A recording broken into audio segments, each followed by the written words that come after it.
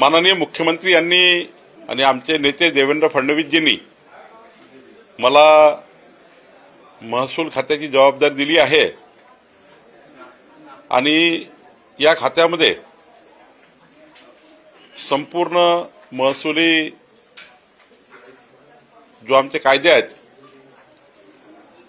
ज्या कायद्यांनी शेतकरी शेतमजुरांना आणि समाजाच्या शेवटच्या माणसाशी संबंध आहे, अशा महसुली कायद्यामध्ये काही सुधारणा आवश्यक आहे। या खात्यामध्ये मोठ्या प्रमाणावर जर चांगल्या सुधारणा आणल्या तर या महाराष्ट्राला आपल्याला विकासाकरता पुढे नेता येईल। छोट्या छोट्या कारणामुळे अनेक विकास प्रकल्प थांबले आहे, त्याला सुद्धा आम्ही पुढे नेणार आहोत। 86,000 झोडपी जंगलाच्या जमिनी ज्या दाखवल्या आहेत, झुळप नाही, जंगल नाही, पण जमिनीवर नोंदी आल्या आहेत। या 86,000 हेक्टर जमिनी ज्या प्रामुख्याने विदर्भातल्या आहे, याबद्दलची सुप्रीम कोर्टमध्ये केस सुरू आहे। महाराष्ट्र सरकार म्हणून त्या ठिकाणी ज्या ज्या बाबी आम्ही करायच्या त्या पूर्ण करून लवकरच 86,000 हेक्टर जमिनी या ठिकाणी झुडपी जंगलातून कमी होतील असाही प्रयत्न आमचा राहणार आहे।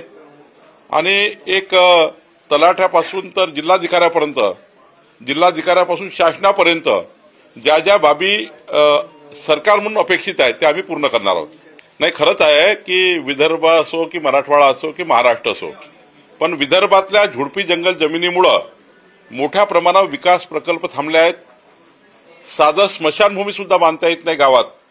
सर्व जमिनी झुडपी जंगलामध्ये नोंदी आल्यामुळे मोठ्या प्रमाणावर विकासाच्या कामाला थोडे थांबलेले आहेत। मला विश्वास आहे की पुढच्या 2-3 महिन्यामध्ये आम्ही सुप्रीम कोर्टमध्ये महाराष्ट्र सरकार म्हणून आमची पूर्ण बाजू मांडून या जमिनी सोडू। आणि अनेक प्रकल्प आहेत, त्या ठिकाणी मुद्रांक शुल्काचे प्रश्न आहेत, जमाबंदी आयुक्ताकडे प्रश्न आहेत, शेतकीच्या जमिनी मोजण्याबद्दलचे प्रश्न आहेत, रेतीबद्दलच्या सुलभ पॉलिसी। आज सुलभ पॉलिसी जी आहे ती देशामधली कुठली पॉलिसी आहे ज्यातनं जनतेला रेती मिळेल, रेती माफिया बंद होतील, रेतीची माफियागिरी बंद होईल, याकरता सरकार विशेष लक्ष टाकणार आहे। म्हणजे माफियागिरीच राहणार नाही महाराष्ट्रामध्ये, यासाठी महाराष्ट्र सरकार म्हणून आम्ही विशेष प्रयत्न करणार आहोत। नाही, मी ठरवलं आहे, माननीय देवेंद्रजींशी माझं बोलणं झालं, माननीय मुख्यमंत्री मोदी यांची, देशामध्ये काय काय सुलभीकरण झालं आणि त्यामधलं सर्वात सुलभीकरण काय आहे, म्हणजे जनतेला घरी बसून त्यांचे संपूर्ण डॉक्युमेंट त्याला ऑनलाईन काढता येतील। तहसील कार्यालयातल्या तलाठी कार्यालयातल्या फेरफाट्या ह्या जनतेला होणार नाही आणि लवकरच एक आमूलाग्र बदल। आणि जो देशामधल्या इतर राज्यांनी काय काय कुठे कुठे पूर्व उदाहरण आहेत हे मी त्या ठिकाणी प्रामुख्याने बघणार आहे आणि मोठ्या प्रमाणावर रिलीफ या महाराष्ट्राच्या जनतेला मिळेल। महसुली खात्यामध्ये या ठिकाणी महसुली खात्यामुळे कुणाला त्रास होतो आहे हे काही मी बघू शकणार नाही। निश्चितपणे यातनं तुम्हाला काहीतरी बदल झालेला दिसेल, एक सकारात्मक बदल झालेले दिसतील।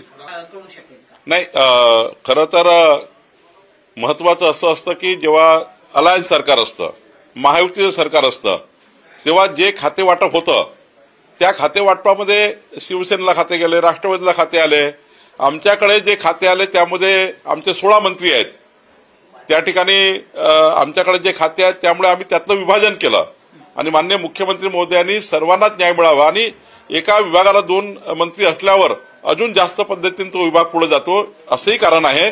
पण जलसंपदा विभागामध्ये प्रामुख्याने उत्तर महाराष्ट्र, मराठवाडा, विदर्भ आणि पश्चिम महाराष्ट्र, कोकण आणि इकडे आपला मुंबईकडला भाग, या सर्व भागामध्ये मोठ्या प्रमाणावर 2 भागात आता हे केल्यामुळं त्याचं सुलभीकरण होईल। पण एक गोष्ट खरी आहे की खाते हे बऱ्यापैकी कमी त्या ठिकाणी असल्यामुळं आणि सारखं त्या ठिकाणी वाटप झाल्यामुळं काही प्रश्न आमच्या समोर आहे, काही प्रश्न शिवसेनेसमोर आहे, काही राष्ट्रवादी समोर आहे आणि त्यामुळे 3 पक्षाच्या सरकारमध्ये थोडं कमी जास्त करावं लागलं, म्हणून या ठिकाणी तुम्हाला काही खात्याचं विभाजन दिसत आहे।